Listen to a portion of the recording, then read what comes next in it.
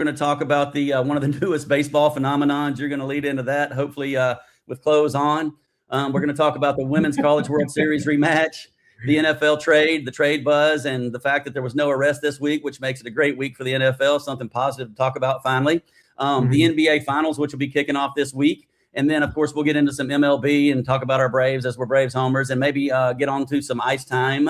You notice I added time this week, Coach, in the NHL. Maybe we can cover those Lord Stanley's Cup that they're chasing. Yeah! Let's go! Yeah, we fired up, got something to say. No filters here, we don't play it safe. Hot takes fly, better brace for the blast. Welcome to that chapter. Let's go! Welcome to Chapped Ass Podcast, a face for radio. I'm your host, Chap Green, coming at you at 5 foot 10 inches above the sea level, Coach, in the Woodstock, Georgia today, kicking it live with my guy, Coach Grainer. How you doing today, Coach? I am wonderful. Summer break, vacation, going to work a little bit. Got back from Florida. It's been a lot of traveling and moving pieces the last week or so. But hey, I'm ready to go, and you are too. It looks like. Well, life gives us lemons, so we make lemonade, Coach. We're doing a split screen today, and we'll see how this rolls out today, doing some virtual interviews with each other. And since we're not here face-to-face, a little virtual knuckle bump right there for you, baby. But good morning. Glad to have you, man. Let's get into some sports talk. But before we do, I just want to talk about a call to action, man. While people are still watching and still listening as the broadcast gets started, we need them smashing that subscribe button on YouTube. We need them smashing that subscribe button on Spotify. Leave us a 5-star comment. But most importantly, ring that bell and please subscribe. We're chasing that Mendoza line of 200 followers, Coach, and we're creeping up on it pretty good. Yeah. But I'd like to get that to 200 by maybe the next show, the following show. But it's been good so far. It's amazing. Like I was down in Florida, and all my wife's side of the family is down there, and they were all like, "Oh yeah, you're all over Instagram." I everywhere I go, Instagram, and I see you, Coach. You know, and then I love it. It's been pretty cool. So. Did you get anybody ask you for pictures or autographs while you're down in Florida? No, not down there. No. So we're not nationwide yet.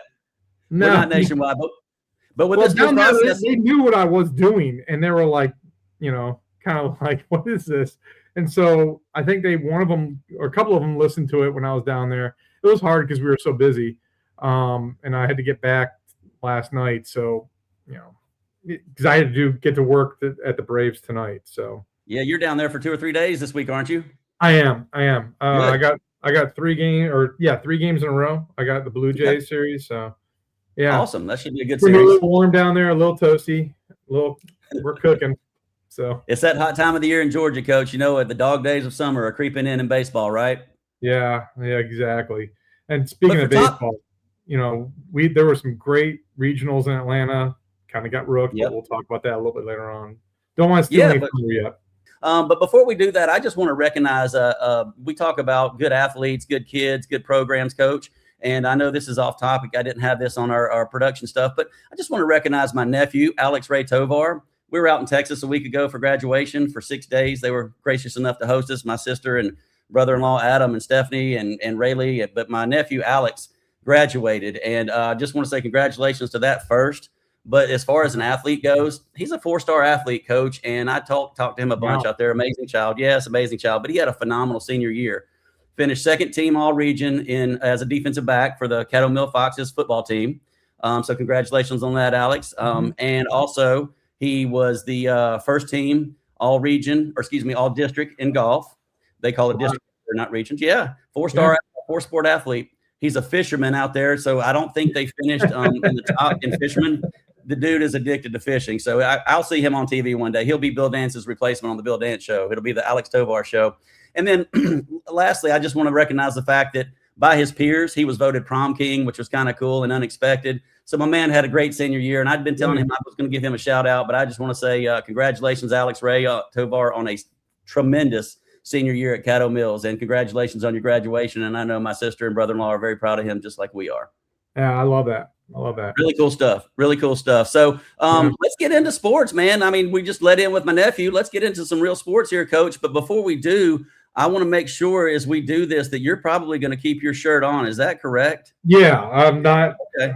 The funny story behind that was I'm sitting there on the couch at my sister and brother-in-law's house, and we were watching St. Louis play. I think. Yes, sir. And they showed the corner where everybody kind of has been doing this now. It's the craze, right? Right. Take the tarp off or keep the tarp on or whatever they're doing. It started in college and the football season, and then it kind of carried over.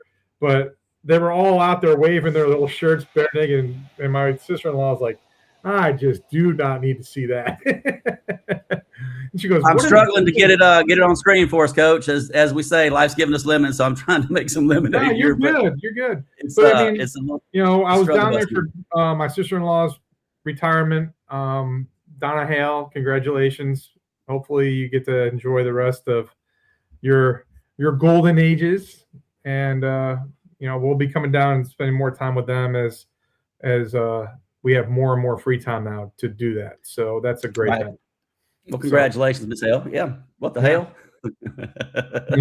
But so let's talk about, I can't get the video up, Coach. So let's talk about the tarps off trend. And like I said, maybe you're going to keep that shirt on as we talk about this, but tell me about this phenomenon that's taken over Major League Baseball. Like you said, moving from different sports to different sports, but now it's going crazy all over stadiums in the Major League Baseball. I won't be surprised if I'm in Atlanta tonight and I'm looking up in the right field corner and I'll see it. I will not be surprised. So, right. Well, the good news is I will not be up there without my shirt. I can promise you that. But now they got their own fan sections, Coach. Now they got their own sections of people shirtless. I think in your college days, you would have been the first one organizing it. Oh, I'm positive of that, Coach. But nowadays, no, sir. I've got a what they call it, a dad bod. I've got the dad bod now, Coach. So I can't be presenting that in public. So no way. But now, it used to be no shoes, no shirt, no service. Now it's maybe shirt, no service. So you got to take your shirt off to come in this section, or you can't get a beer. Yeah, it's funny because you see, like, in the game, you could see people like younger generation gentlemen getting in there, and thank goodness the girls aren't involved in this, because then we would have a major thing going on. But yes, sir. I don't think the parents would approve of that section either, though. But I did read up on it, and it said it's mostly men. So hey, who knows? Right. You don't know. Yeah. Well, at least so just something the ladies and I might have in common. I might need to put a sports bra on if I'm taking my shirt off as well. So, I'm going to keep mine on. But I love the phenomenon, and I love the excitement it brings to baseball. It's almost like that soccer-like atmosphere. Yeah. Minus the vuvuzelas. They need something to kind of, like, baseball is, you got to entertain yourself, right? So if you can't entertain yourself, then it really becomes just kind of like sometimes in a game. So that is a pretty cool little thing. And, it's kind of like the wave, when you see the wave going around and get started. I've seen that quite a bit this year. I haven't seen it in a couple of years consistently, but now I have. Yeah, up and down. And it's pretty cool to see that. The virtual wave. Those are trends that, the wave, when that started up, think about that. That was way back when I was a youngster.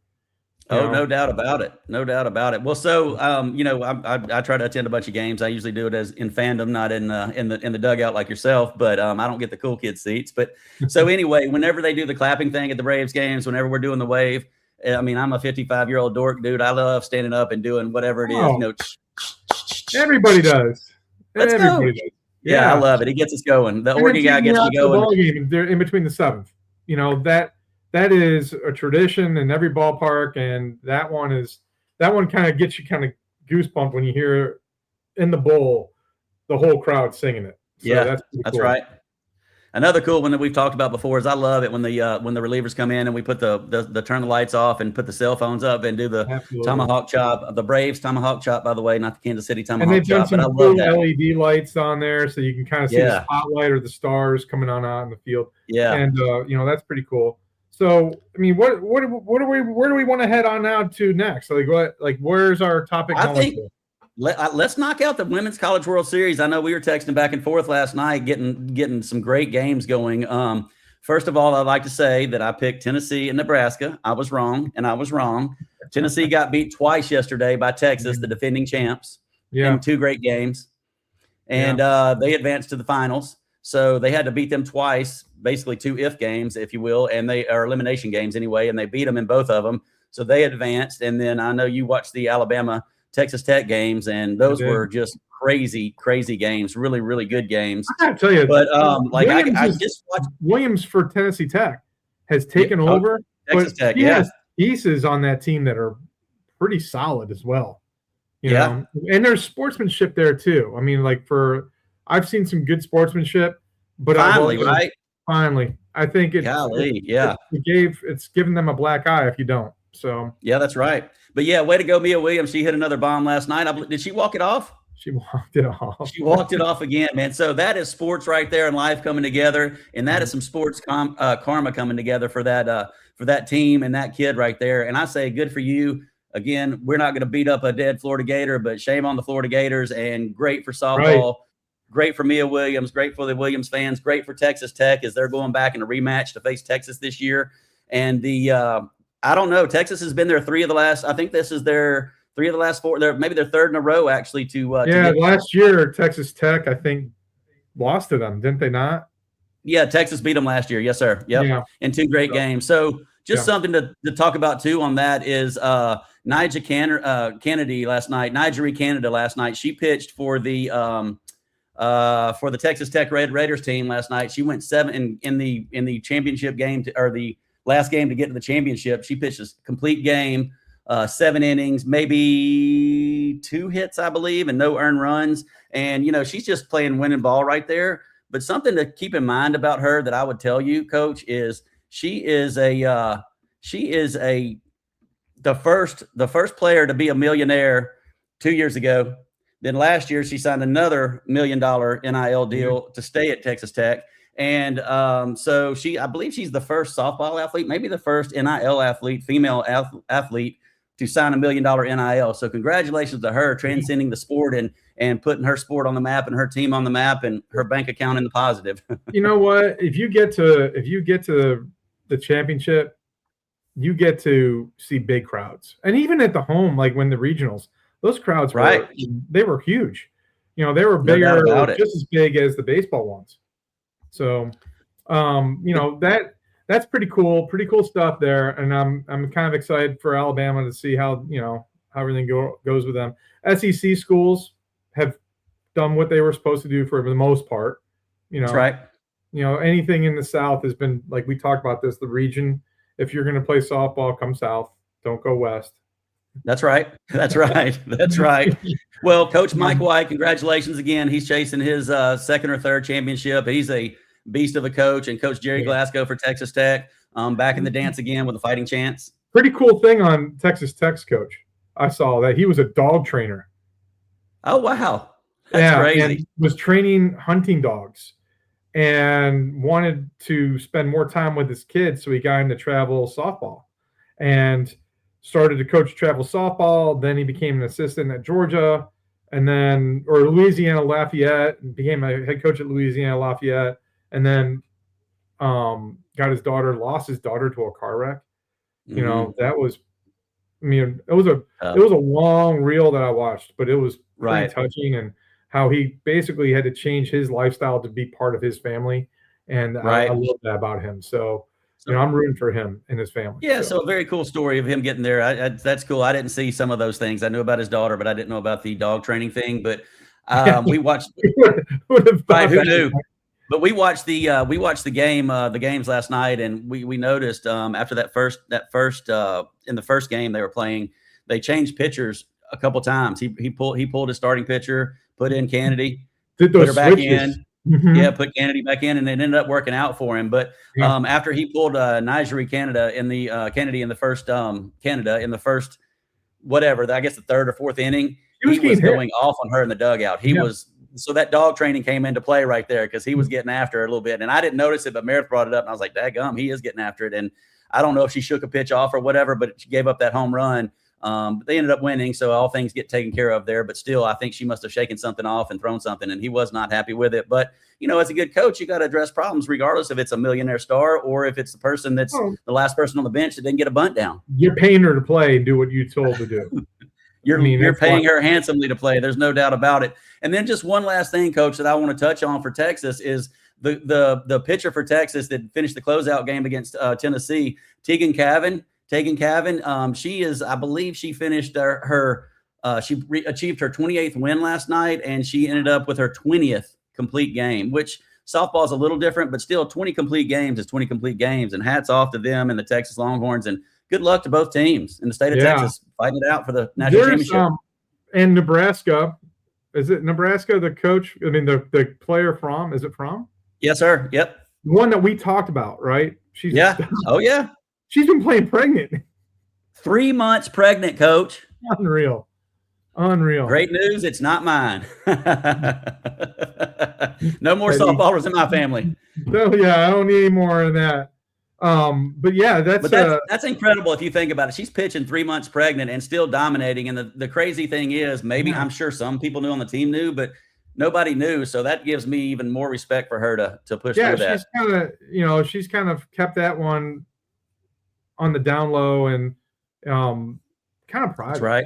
That until she kind of came out. Did you see the picture of it where she had like the uniform and the baby pictures? Oh yeah, the little onesie.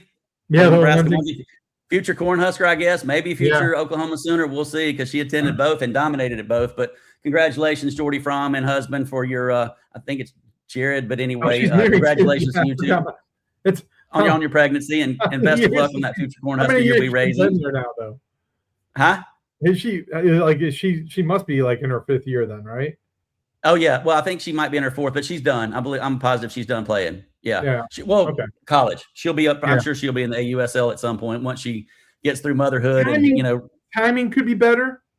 Right. Maybe. Yeah. Right. Coach, if I'm the coach and I find out, I'm going right to the husband going, what are we doing? Right. I told you, give me 7 more innings and then you can have her.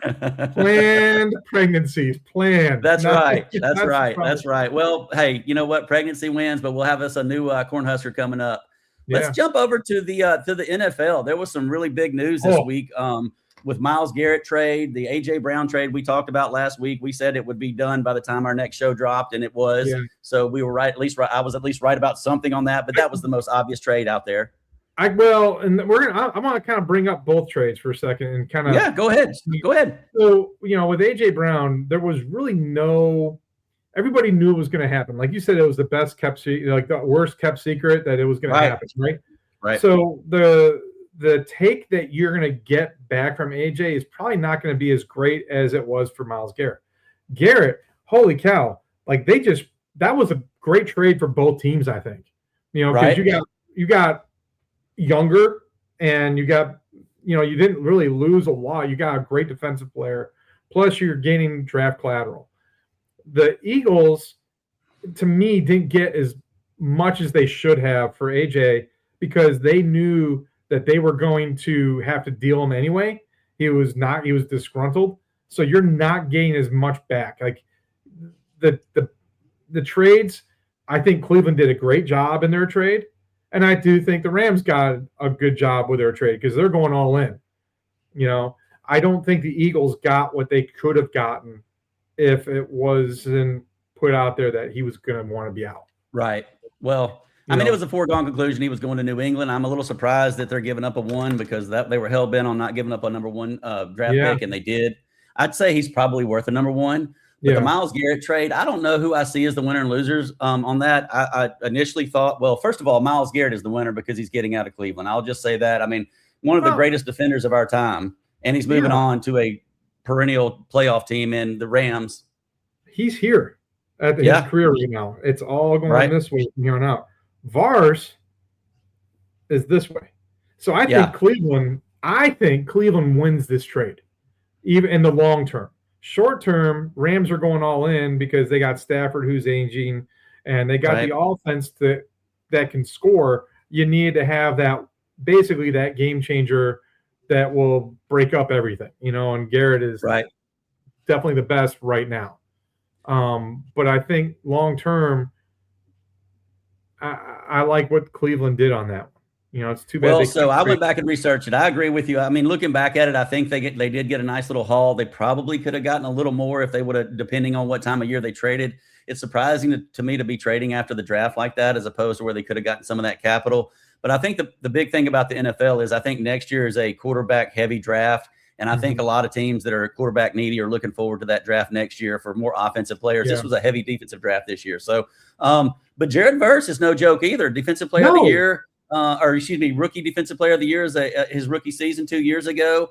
All pro both years, 12, 14 sacks in his first 2 years. I mean, he's a nice little piece to pick up, plus 3 picks, a number 1 in 27, a number 2 in 28, and a number 3 in 29 for plus Jared Verse. That's not a bad haul for Cleveland, like you said.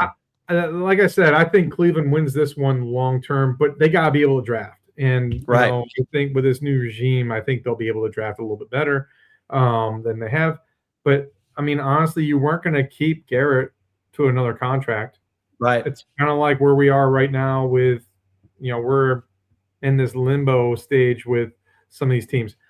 I do think that the Rams are all in, and I think they should be heavy favorites right now to win the whole thing. So now they're talking about Aaron Donald coming out of retirement too. Could you imagine having Aaron Donald tackle and Myles Garrett on the edge over there? Wow. Ferocious. Yeah, and they can outscore anybody with our guy Stafford. I mean, they can outscore anyone. Puka Nacua is a stud. They got a great running back. They actually have 2 or 3 great, really solid running backs. They just need to make sure they get that old line protecting Stafford a little bit better. And, you know, you never know what's going to end up happening on that. That's right. You know, but sky's the limit there. But you just got to get into the dance in the NFL. Once you make it to the playoffs, a 6 seed can win, a 4 seed can win, or the 1 seed can win. You don't ever know in the NFL. There's a lot of parity. But the Rams definitely were the benefactors, I think, right now for the short term on that trade. Fantasy-wise, I would not want to have any offensive players going against that. Well, it's funny you say that because, you know, we have that intricate league with Dave that I've been doing for years where we start defensive players and whatnot. Yeah. Oddly enough, both of those defensive defensive ends that were involved in the trade are on my fantasy team. I've got Verse and I've got Garrett. So Garrett's he's just a no-brainer, but Verse is a long-term keeper as well.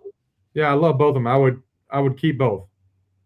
Well, just like in Cleveland, just like in the Rams, our future's so bright, Coach. I'm having to wear my Oakleys inside, baby. So sponsors, follow us. Oakley, find us. I mean, Gatorade, where are you at? We're waiting on that phone call, right? A little Gold Bond action, Coach. What goes better on a chapped ass podcast than Gold Bond, right? Or even maybe a Saturday softball tournament. I'll be wearing my Oakleys. At Brave Stadium tonight. That's right. That's right. We'll see those shiny blues, Coach. But again, we want sponsorships. We want follows on Chapped A Podcast, CHAPPED Podcast. Our new website is chappodcastcentral.com. You can find a little more about us. You can see some bios, some pictures. You can also watch our episodes on there. But just want to see if we can get that subscription stuff up, Coach. Like I said, we're tracing that 200 again. So let's make sure we keep pushing that with our guys. I would love to see 200 by next gals year. And ladies. Yeah, I had a couple of ladies when I was down in Florida click it. So, you know, that was pretty cool. Yeah. Let's talk about a little bit. I'm going to stay with NFL a little bit. Okay. Because there's a couple of things, and you don't even know about this because I didn't even talk about it in production.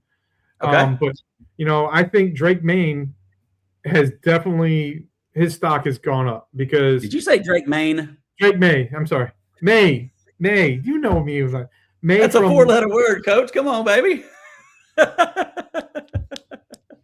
Hey, brother. Go ahead. Drake Maine, what now, Coach? I'm sorry. You threw me off when you said he's going to end up being, you know, the beneficial of stats. So big time. You know, they need to upgrade the wide receiver positions there. So getting AJ, it could be a good thing, could be a bad thing because AJ, you know, that Brown line is a little up here. That's right. That's right. But you know, you gotta give him a best chance, right? The one program that I kind of was like doing one of these two is Jackson Dart and the Giants.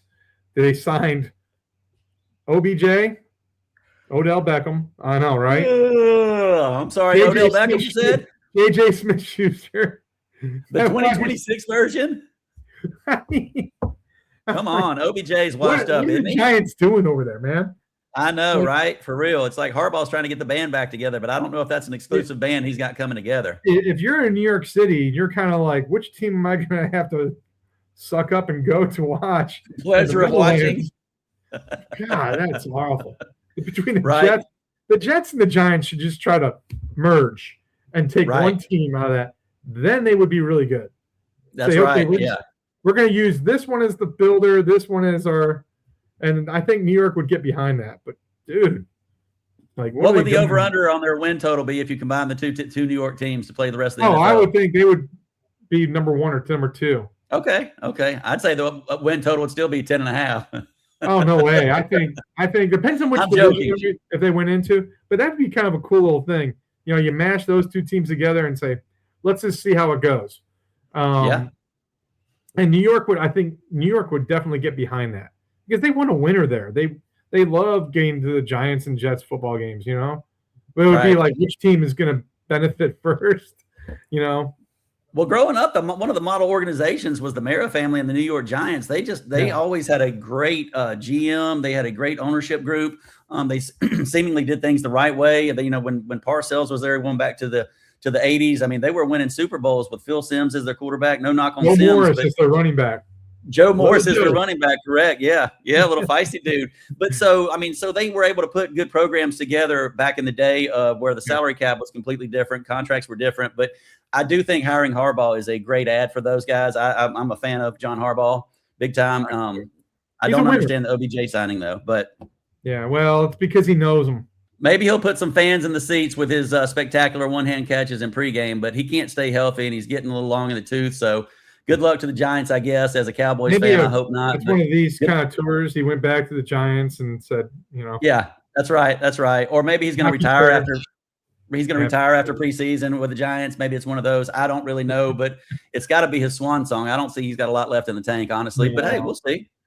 But he's got a good quarterback in Jackson Dart throwing to him. They got a good couple running backs over there in the stable. Well, they've got, if Neighbors is healthy, I mean, Neighbors can get back to where he's healthy. I don't know his progress. I haven't really looked at that. So, Well, and somebody I'll tell you to keep an eye on is they brought Isaiah Likely over with him from Baltimore. He brought a couple of his guys over, and Isaiah Likely is a guy that I've been watching for years coming up. He's got a shot. He's got a shot of doing something special over there. And now they've got a bona fide tight end, in my opinion. Guy runs like Jackson Dart's a good quarterback. Yes, he is. Yes, he is. I mean, to me, he was probably the best quarterback out of that class. And shockingly, I think you're going to be right. Yeah. I think you're going to be right on that. Yeah, and then let's not talk about the Falcons. I mean, everyone's still talking about Tua or Penix, and I mean, really? Right. To me, Penix, you're trying to say I drafted him, but come on. Right. I'm with you on that. I'm not sure that they've got the answer in either one of those guys. I mean, I think Tua, well, to me, Cousins would have been the guy that I would have started from day one last year, and they didn't. And when he went back in, they started to win again. So I do think Tua will win more than Penix. I don't think Penix has the mobility or the know-how to get it done. I'm just not sold on him. So, well, let me put you on the spot at the beginning of June. Who comes out as a starting quarterback out of those two? I think you just gave me the answer, but Tua. You think Tua? Okay, I think Tua. We'll see. We'll see. Tua. Okay, well, I mean, listen, if he can throw on the dime and stay healthy, if he's got enough offensive weapons that he can make something happen. He's got the best running back in football, in my opinion, in Bijan. You add a healthy Drake London to the mix. Kyle Pitts out there. I think the Falcons can make some hay, but they have to have consistent quarterback play. And that doesn't mean he's got to throw for 40 touchdowns, but you can't throw picks and you can't get hurt. No, and I get so tired of Atlanta Falcons fans going like, oh, this is it. And you hear talk radio, and their job is to talk it all up and give a little optimism about it all. But I mean, come on. So, right. I agree. I'm with you on that. And then my Dolphins, don't even get me going. I've sent you a bunch of stuff on my Dolphins. I love that. Those are some great things right there, Coach. More dead money than I would ever imagine. Almost $175 million this year. It's been a minute since they've been good, Coach. Let's be real right there. It's been some kids we know haven't even seen that in their lifetime, right? Yeah. How about that? How about my Dolphins? Their last playoff win. Yeah. Just one interesting thing. Their last playoff win, Tom Brady only had 4 complete passes in the NFL. I saw that. The Houston Texans weren't even a football team, they said, right? That's crazy. So it's hard to get behind them. And I got good news and bad news, Coach. I think it might be another year before we see them stacking anything in the playoffs. Maybe a couple more years in the rebuild. Yeah. I know, right? I know. I'm kind of doing this with them, washing my hands of it and saying I'm done. I just can't do it. Well, I'm a Cowboys fan, Coach, so there's out of the frying pan into the fire, both of us. I mean, I don't know if either one of us have a very good organization right now that they're running, but and then we have the Falcons. That's that mutual one. You're like, Right, right. That's right. Mutual return declines right there, baby. That's the facts. Well, let's go. Let's switch over to the NBA, man. I don't know if you got a chance to catch some of those games or Game 7. We talked about there's a chance, right? If you get to Game 7, and they did, they pushed it to Game 7, and it was a pretty good game. I think the Spurs took control of it. But what's your thoughts on the way it ended, and then what you think about the championship? I think Victor is the man. I think he could be the GOAT. I mean, really, truly, if he can continue to do what he's doing, you're talking about like Lou Alcindor, Kareem Abdul-Jabbar numbers. No doubt about it. How good he could become. Plus the assist, plus he could shoot outside. He didn't have to rely on a skyhook, to do everything. But I mean, if you take a look at, his ability to do everything, both offense and defense, how was he not like, the MVP? Understood. Well, I think we've already agreed that the MVP was kind of a little shaky grounds on how they decided that.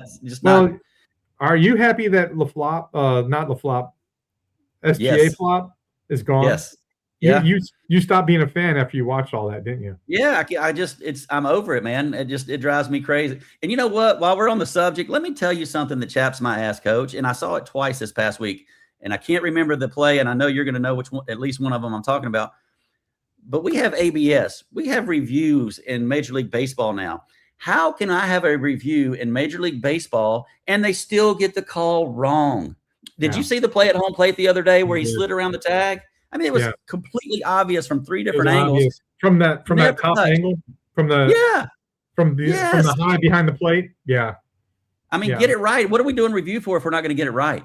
I'm going to bounce on that chapped ass thing. Okay. I can't remember what game it was now. There was I think it was the Pirates game, and it was low. That's what it was. Okay. And the ball was called a strike, and it was outside, and he did the pat in the hat. Umpire ignored him. Yeah. I'm like, what are you doing? Like, that's part of your job. You got to understand that, this is the rule. If they are going to challenge it, then you got to allow it. Unless there are challenges, you got to allow that. And that was not allowed. And when you look at it, you could tell it was a strike. Not a ball. I mean, it was a ball, not a strike. It was right. Yeah. No, I'm with you. I'm picking up what you're laying down. Yeah. But I saw last night too. I think one guy challenged three pitches in a row. Did you see that? Yeah. 3 pitches in a row. He did the ABS challenge, which I thought was kind of funny. But hey, I mean, if you keep winning, keep going, right? I think he ended up striking out, by the way. He did. Yeah. But let's get back on the Spurs real quick, Coach, because I think there's some cool stuff about that. I believe that I saw the Spurs going into the playoffs were a 65-1 shot to win it. Yeah, 65. I mean, do you realize the odds on that? That's huge. And to me, as a 2 seed, that's kind of steep odds. That's not really bad numbers to get there. I'm surprised they got there, but not from a 2 seed. No, absolutely not. Yeah. And then what were the Knicks? Favored in the game? The Knicks weren't favored in the East either. No, I would assume Detroit was. Yeah, Detroit. The 1 seed. Yeah. But I didn't look up New York because I have a feeling New York's going to get in there and take care of business. But oddly enough, it starts in San Antonio, right? Is that correct? Yeah. And then do you know that San Antonio is a 4.5-point favorite tonight? I think the Knicks are going to have a hard time with Victor. I do. I think Cat is going to have to play really, really well. But the only thing is with the Knicks is that their momentum, they've been off for so long that I'm worried about their momentum. Now, I could be wrong. They could get the juice back, and their defense, everyone's kind of like glorifying Mike Brown, right? But they didn't get that defensive structure from Mike Brown. They got it from previous coach. Right. And that is where they kind of understand how to play. But they do make adjustments during the game. I don't know how you defend Victor. I just don't. I think you got to get him and start banging him around a little bit and make that skinny frame of his kind of take a beating. That's the only way I could see it. Well, that's kind of what OKC did. They took some, I'm not going to call them dirty shots, but they took a few extra shots. I saw one where Holmgren got bumped down there underneath the basket, and kind of got on all fours, and he crabbed into crab walked, whatever you call that, into Victor's legs over there about 5 feet away. Just like trying, I mean, that's how you blow a knee out. I don't really respect that stuff. I don't mind the hard fouls when you're going to the basket. I don't want to see it be dirty, but I do think there's a physicality championship basketball is going to have to bring, and I don't know if San Antonio can match the physicality of the Knicks. Right. So, you know where I'm at. I'm a Knicks fan. So that's right. That's right. Well, believe it or not, the Knicks are a plus 170 underdog in the to win the finals, and San Antonio is minus 205. Does that surprise you? Yeah, it does. Big time, right? I'm very surprised, especially the way hot the Knicks have been. I would put money on the Knicks. Yeah. Well, we don't gamble here. We don't advocate it, but I don't know why you wouldn't. To me, it makes sense. Yeah. The only thing that I think San Antonio has going in their favor besides Wembanyama is the fact that they're playing at home the first game. So Game 7 will be back there if it gets to that point, and I have a feeling it's going to be a pretty long series. Yeah, and I do too. But you got remember going back to what I saw, and now I'm a firm believer it doesn't become a series until somebody loses at home. So that's right. If the Knicks can come out right off the bat, and to me, they were the hottest team in the NBA the last month. No doubt. They can continue what they're doing and just bully the Spurs. Right. They will win, and they will blow them out. But if they can't get into their heads of San Antonio, then I think they got a hard time. I think, Brunson's not going to be able to take it into the lane if Victor's sitting there. I think he's going to have to dish it and let Hart or Bridges or Cat or OG get the points. You know what I mean? Yes. So, again, Brunson's going to be the key to this game, and I think Victor's going to be the key to the Spurs, and whoever can come out on top of those two definitely is going to be there. So what are we looking at here now, my man? Well, so I've moved us over to the MLB standings. I figured we'd come off the hard courts and hit the diamond real quick in Major League Baseball and see what may surprise you or may not surprise you there, Coach. As I'm playing with some of these. No, leave that right back on. That was good. No, that was good. All right. Let's see. There we go. So there's some standings for you, Coach. So in the National League, you got the Braves with first team to 40 wins. You've got the Dodgers chomping on their heels. I don't know how well you can see that or not see that, but the Braves at 40-20 right now currently. Milwaukee's in first place in the Central and all team. I was waiting for you to say that one because that was your pick. So. That's right. Every time we bring up baseball, I'm going to Milwaukee. So that's all right. Misiorowski, by the way, is to me the Cy Young favorite right now. So who's that? Misiorowski. Oh yeah. Well, so I wanted you to be able to talk about Misiorowski. There's a lot of stuff we can talk about in baseball right now, but Misiorowski being one of the very first ones. The Dodgers again in first place, San Diego in second. But something I just want to comment on San Diego, Coach. Last night, I believe, or 2 nights ago, Tatis hit his first home run in like 55 games, which is crazy if you think about that. Like that is wild to me to think that it went 55 games to take that kind of talent to hit a home run. But he's been crushing the ball and barreling it. But at some point they got to go over the fence, and it finally happened for him. So congratulations to Fernando Tatis Jr. I'm not a big fan of it, but congratulations to him, right? Well, I'm glad that Acuna is starting to find his stride too. So absolutely. We'll dig into that a little bit, Coach, because he's been hot. Talk about what he's done in the last few days. Yeah, I mean that the grand slam that he had kind of triggered his route in. Right. I've been very, very kind of like skeptical of Acuna lately. But this last little bit of Acuna shows why he is who he is. And then I was watching this thing on MLB Network last night of his productivity, and it is elite status. And I'm not surprised. No, but when he goes, the Braves are definitely going to go. And, when he's not in the lineup, there is definitely a hole in that lineup. Just like right now, they can overcome a Baldwin a little bit. But when Acuna's not in there, you can't really overcome what he could give you on both ends. And when he's wanting to play, he is one of the top players in baseball, hands down. No doubt about it. I still think we need to trade him. If we can't sign him long term, I know we're all in this year. I think we're all in. I think AA is going to make some deals to kind of get us there, because I think that window for Atlanta is doing this, and Slowly I do closing, think yep. that we're going all in. We're going to get some pitching help. I do think he'll go after a starter. I think the experiment with Kim needs to happen. Yeah, He needs to 083. find his way. He needs to weigh himself to the bench, and That's right. get Mateo in there and Dubon, and let them just kind of do the platoon there. If we were going to go anywhere and try to find a piece to kind of insert to Atlanta, I would definitely think we were going to go pitching. We need another reliever, a good arm, a good lefty arm. I would be really happy with. And then if we Starter could or reliever? I think a reliever. I think we need to find a back end of the reliever that's a lefty. Okay.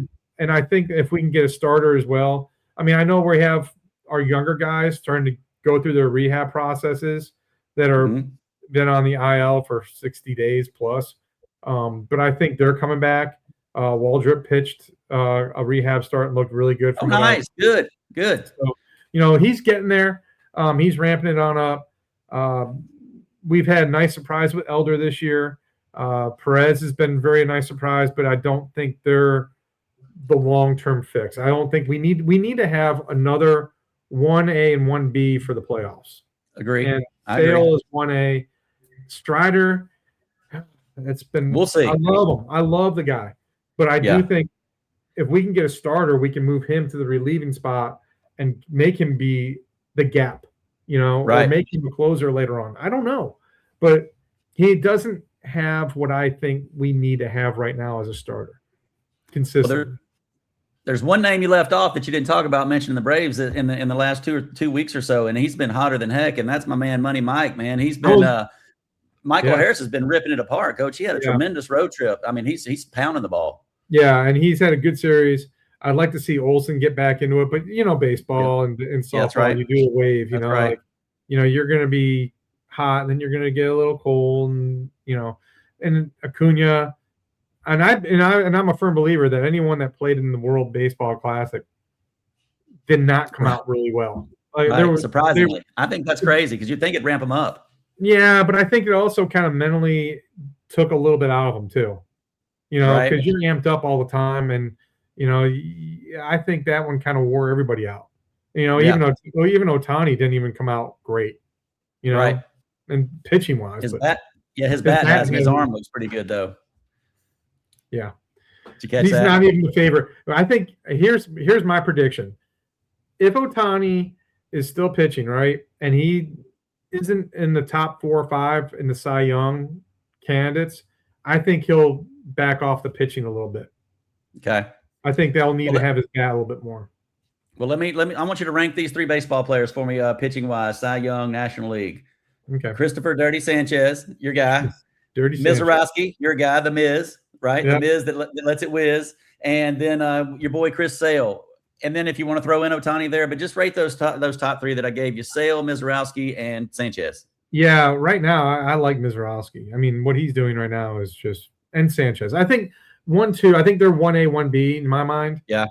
Sale, God, I love the guy. I think he's fantastic.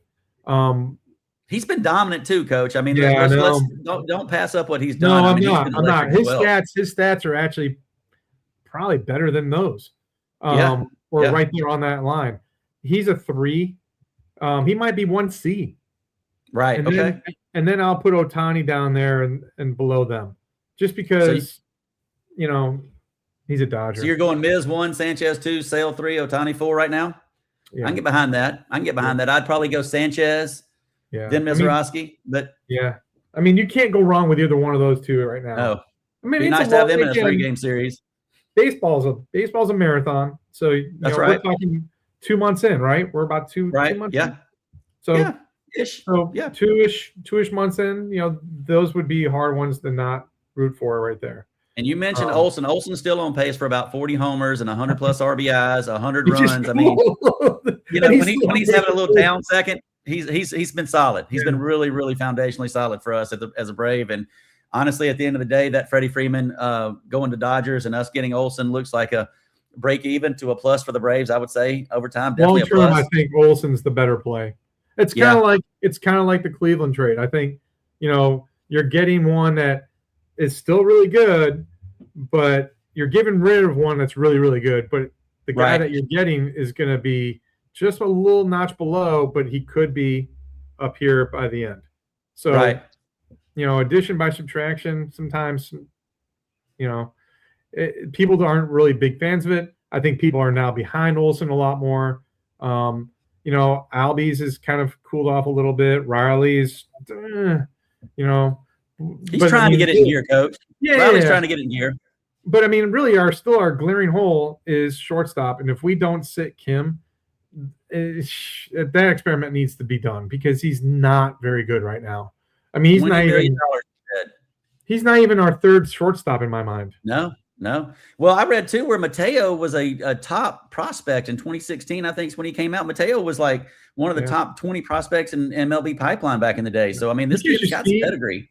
Gives you some bat, massive speed. Yeah, and then Dubon. I mean, Dubon. He came out of the gate really, really hot, and he's cooled off a little bit. But to me, I think he's better when you're consistent at a position for him instead of I think that kind of takes away his mentality at the plate when he's trying to do too much. I think you gotta get consistent with him. Same thing with Mateo. Get consistent. Put Dubon in left if you're not going to play him at short. Right. And Yaz has come on a little bit. I mean, we'll see. Yeah, we'll see. But I mean, you got Harris guys getting dealt. I don't know. Yeah. I mean, I'm with you on that.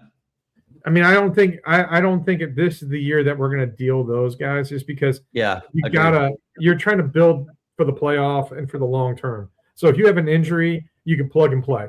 That's right. I think Dom Smith is our DH, but it's kind of hard when you get Baldwin back, you're going to have Murphy there, and it's just going to be a little bit of a log jam.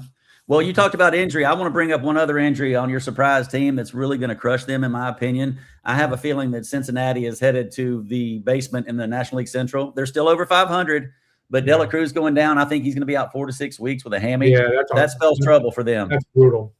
Yeah, that's trouble for those guys. Now, JJ Bleday has been awesome. Your guy. Yeah. I mean, I think your guys. He's been. I think Bleday is an Ole Miss or a Vanderbilt guy. He's an SEC guy as well. He performed well in the men's college World Series back in the day. When he was at the A's, he was good. I mean, he was. But I mean, he just had to get a chance, and in that ballpark, he's going to hit a lot of home runs. Right. I mean, look at the Braves; they went off when they were hitting there. So, Acuna got better when he was there. So, no doubt about it. Well, while we're on baseball, you want to jump into. While we're on baseball, do you want to jump into the men's college baseball stuff? Well, let me tack on one more. Yeah, I do, but I want to say one more thing about the Reds as well. Their bullpen has taken a hit too. Their bullpen has lost 2 of their top tier arms. So I do believe that Cincinnati is in trouble. So just to kind of finish up on that, how about Kansas in baseball? Crazy, isn't it? That's crazy. Is that not crazy? My boy Mike Ewing's probably pleased with that. He's a big Kansas guy, but and my boy Dave Beatty, I don't know if he's very happy with that. But yeah, you got a Kansas and Oklahoma matchup there. Oklahoma, I think you probably want to mention what happened with that Oklahoma game last night with the Georgia Tech and Oklahoma. That was brutal to watch for our Georgia Tech locals. Yeah, that's hard. That was hard. That was Georgia Tech. If this was a year, this was going to be their year. No doubt about it. Best offensive team I've seen in a long time. Yeah. A lot of guys are going to get drafted this year off that, even in the first round. So a walk-off grand slam, man. That's a tough pill to swallow. That is super tough. Georgia Tech ran out of arms. I hate to say this, but I think they ran out of arms. They had a good 7-3 lead at one point, and then, it was 7-1. Huh? It was 7-1 at one point, Coach. When I was watching it, when I was watching the scores go down on the bottom, I was like, okay, it's 7-1. Because I'm going to be honest with you, if they would have made it to the Supers, my picks to win the College World Series or to face it off, obviously brackets matter and the location, but my picks to win that or to face the championship was going to be, believe it or not, Auburn and Georgia Tech. That's who I'd sort of pegged for the Men's College World Series championship games. Now, I don't think we're going to see that, and it's weird because you got some some matchups with Oklahoma and Kansas, which are in the same conference. You've got Ole Miss and Auburn playing, which are in the same conference. You've got Mississippi State and Georgia, which that's a team that, I mean, I don't think nationally everybody's talking about. The Georgia Bulldogs are one of the best baseball teams out there. I could see a matchup between, Georgia and Auburn, depending on, like, again, how the brackets line up and if they make it. But there's some really good teams out there, but I believe Georgia's one of the very best. Again, we're looking at the South again. And then correct. That's right. That's right. I mean, St. John's is, I think, St. John's and Kansas are the anomalies over there. No doubt about it. But, even Troy. I mean, Troy game through. That's pretty cool. God bless them. Yeah. Roll Tide. I think Alabama will be fine against St. John's. Yeah. Keep scrolling down a little bit. Let's talk about North Carolina. I'm a Tar Heel fan as well. Yes, sir. Jay Rose from Etowah, lefty. Yep. Looked dominant when he was pitching. That's awesome. That's awesome. And you got Georgia. Georgia's been playing great. I mean, look at all these Southern SEC schools and ACC schools. It's just crazy. But I think you didn't even mention the Texas Longhorns trying to maybe make it to the if they make it to if they win the Women's College World Series and they win the Men's College World Series, I'd say that's a pretty good twofer right there back to back. Yeah, oh yeah. I mean, that's for the stars at night, big and bright. Yeah, I think that's dominant. Deep in the heart of Texas, baby. Deep in the heart of Texas. So my brother-in-law, Adam, and my sister. Yeah, just right here, baby. Yeah. Can't do it with my busted pinky because it doesn't work the same way. But anyway, yeah, the stars at night. But yes, so Adam and Stephanie are huge Texas fans. So in a way, I'm pulling for Texas as well. But as an Auburn guy, I'm going to pull for Auburn there. And living in the state of Georgia, I'm going to pull for Georgia. I think Georgia's got it going on. I'm very impressed with what Georgia's been doing. And, I hate to say this, but I'll go for your Auburn team. I'm going to go Tide. I'm going to go Georgia. I'm going to go North Carolina. I'll take Texas. Me too. And I will take Troy. I'll take Troy. I'll take Troy, man. And that's my wife's alma mater as well, so that's kind of cool. Oh, well, there you go. There you go. I'll take him for that. Oklahoma. The Meredith factor. Oklahoma. I think Kansas. Kansas is the big surprise. No one thought anything about Kansas, and they're a good team. Yeah. So I am going to take Kansas on that one. I'm going to jump on that bandwagon. What do you think about the West Virginia one? Coach, I got to be honest with you. If it was a coin, it'd stand straight up. I have no idea on the coin flip on that one. I say, give me the Mountaineers. I don't really know who you got there. I don't even know what the odds would look like on something like that. You got a choice on that one? Take Cal Poly just to take them. You know what? I'll take Cal Poly. You got Cal Poly, Coach. You got Cal Poly. Diet Coke for this one. That's right, a Diet Coke. There you go. So, but yeah, so good luck to all those guys. Cal Poly. Get all those guys moving. Cal Poly what? Engineers? Right. What are they? Yeah. Smart Cal Poly smart people. That sounds like an institution for smart people, Coach. Not like the South Alabama Jaguars. When I saw Cal Poly, I'm thinking string cheese for some reason. From Polly-O cheese or whatever it is. You're so funny. You shop too much at Publix, Coach, just like I do. So I know that. That's okay. I see you up there all the time. So anything else like this week in sports? Anything bother you? Anything rub you the wrong way? Anything chap your ass that comes to mind? No, I mean, we kind of had the same thing about what chapped our ass is the ABS. Yeah. I don't like it when you challenge for something and you don't get credit for that. That's not what that's about. And, last week it was definitely the women's sports. You got to do better, That's right. And it's still an argument for that you got to do better. But Mia Williams gets the last laugh, in my opinion. And I think that's even absolutely. And good for her. That's what sports is about. Her dad has definitely hit that social mark. Like, we need to get him on as a guest and let him just, because his followers are phenomenal right now. He's definitely. Well, we don't have a drug testing policy on the show, so I'm confident that he would be available to make it. So we don't have to worry about any cups or anything else. Maybe we'll get Snoop Dogg with him. There you go. Oh, Lord, Coach. We wouldn't be able to see each other because the smoke ring's going through. Are you kidding me? And, he played with Randy Moss in high school. They were teammates in high school, and they talked about how good Randy Moss was actually in basketball, too, to change the subject. But Randy Moss probably could have played 2 sports professionally if he wanted to. I saw a great reel on because they've all been popping up now because for sure, me too. How someone said like a WNBA team would beat they're the best WNBA team could beat a lot of the small men's college teams, and he's like, "There's no way my high school team would beat the snot out of them." He goes, "There's absolutely no way, no way." I'm throwing alley-oops for Randy Moss. They're not defending that, Right. Well, and I think Chris Paul came out and said if he was playing in one of those games, he'd score 70 a game. Yeah, absolutely. So absolutely. I don't want to disrespect the WNBA, but they've disrespected themselves. We're not going to pile on again this week because we don't have any negative Caitlin Clark stories for a week, which is rare. And I would like to add one other thing.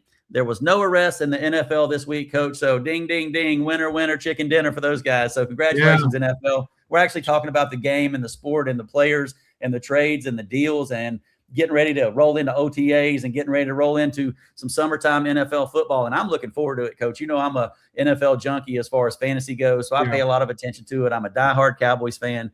You're just a diehard Miami Dolphins fan. I don't know what you call that, but misery loves company. If you want to unite on Sundays, I'm there. To the ocean with a dolphin, man. So right, that's right. One of my good friends in fantasy, JJ D'Angelo.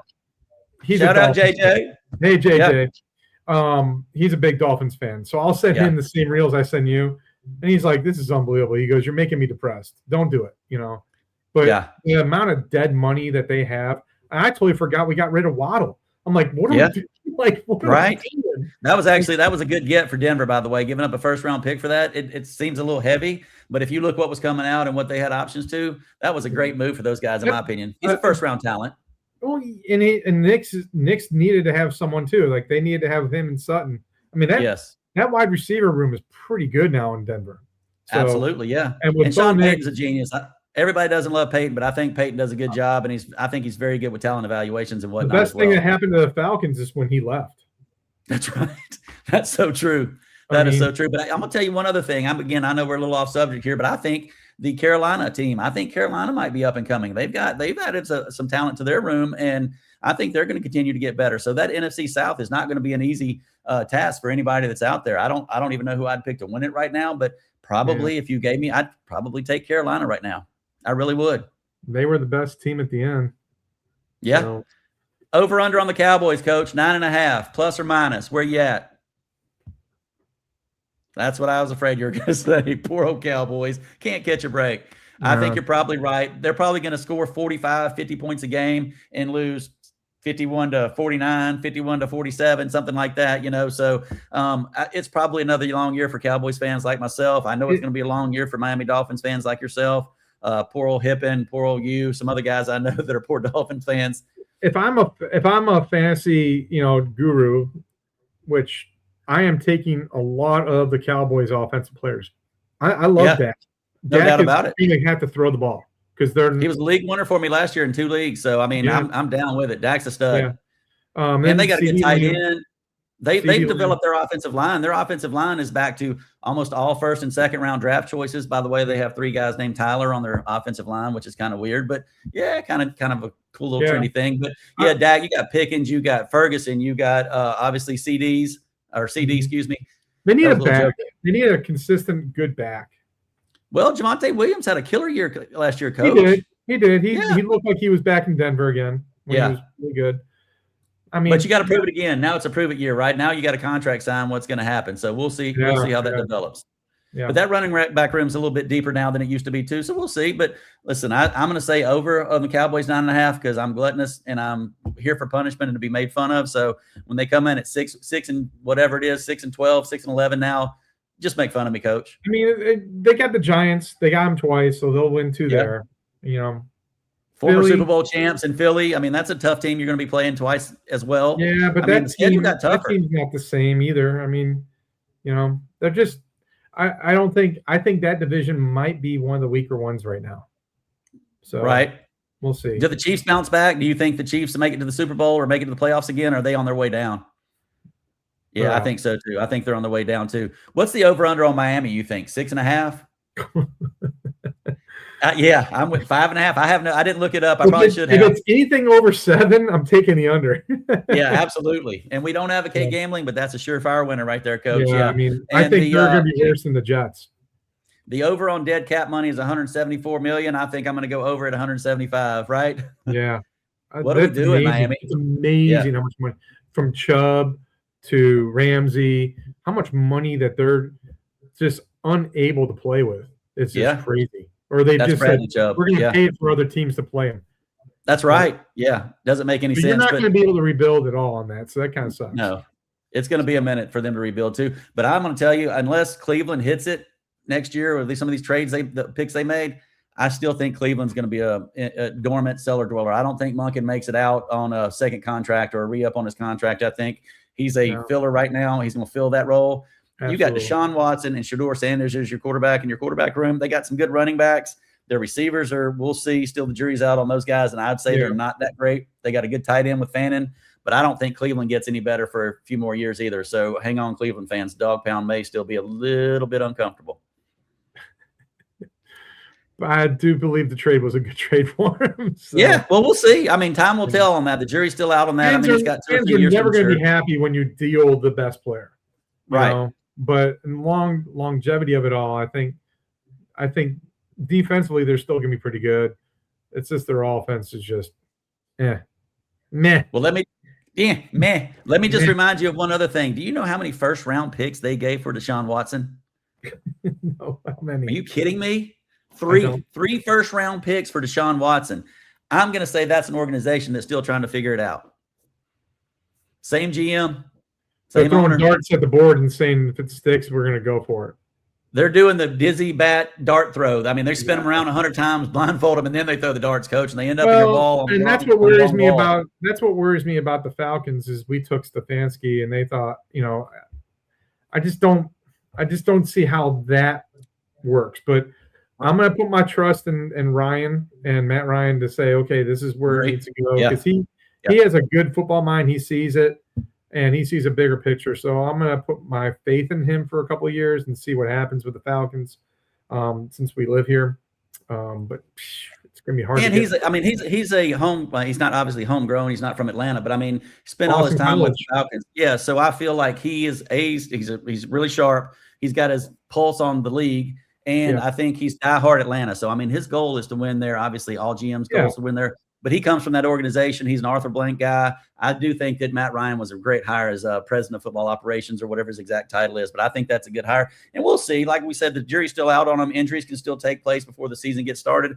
But I'm excited to kind of get into some of that NFL stuff as we move through the summer to see some of that and talk a little more football because that just gets my juices flowing because I'm a fantasy football guy, college football guy. We love the prep stuff with high school. So we're going to be supporting all that stuff. Which reminds me, Coach, as a teaser, again, we need sponsors following us. We need people to subscribe to us. We drop another, in my opinion, a 5-star interview coming up. It's a long one, but it's a great one.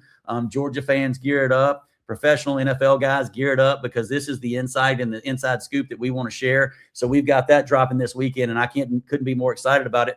But to be able to do more of these, Coach, we need subscribers. We need people smashing that subscribe button, ringing the bell, leaving us a 5-star review. Please subscribe to us on Spotify, on YouTube, and follow us at Chapped A Podcast, CHAPPED Podcast, and on our website of chappodcastcentral.com, Coach. And they can see beautiful pictures. You got it right without stumbling. I made it through that call to action, baby. But again, yes, keep pushing, keep sharing, keep following, and stay loud and stay chapped. And I'm Chap Green for the Chapped Ass Podcast, your host with the Coach. I'm Coach. And I'm out. Yeah!